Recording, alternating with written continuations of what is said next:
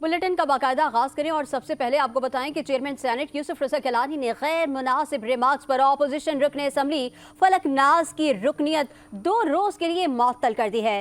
फैसल वावजा की तकरीर के दौरान कौमी असम्बली में शदीद गर्मा गर्मी। ऑपोजिशन अरकान असम्बली फैसल वावजा पर जुमले कसते रहे। ऑपोजिशन के शोर शराबे पर फैसल वावजा भी फट पड़े। बोले, मुझे यहाँ गालियां दी गईं। चेयरमैन साहब, मैंने किसी को गाली नहीं दी, मेरी इज्जत का मामला है।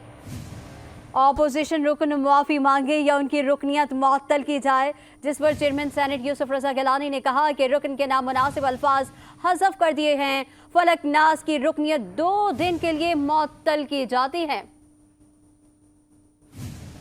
इनको उधर ले जाएगी लैंग्वेज, ये अब्यूसिव लैंग्वेज इनको उधर ले जाएगी। ये कमजोरी है पाकिस्तान की गवर्नमेंट की, ये कमजोरी है पाकिस्तान के इदारों की कि खुलेआम गालियां चल रही है, खुलेआम जेल ब्रेक करने की बातें कर रहे हैं, खुलेआम गुंडागर्दी की बातें कर रहे हैं, अरशद शरीफ को खुलेआम कत्ल करवा देते हैं। हम गाली किस तरह सुनेंगे? हम गाली का जवाब गाली से नहीं देंगे, हम दलील से देंगे। आप गाली दे रहे हैं, ये आपने इजाजत दी, अरेस्ट करवाए इनको, सार्जेंट को बुलाए थे, should be arrested. Words are used that's expunge. Expunge से काम नहीं चलेगा सर। आप कह रहे हैं हमारे कपड़े उतर जाए, एक्सपंज हो जाए। आप कह रहे हैं हमारी माँ बहन बेटियां महफूज ना रहे, एक्सपंज हो जाए।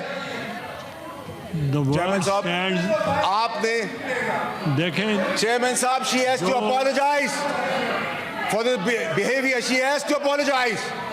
उसको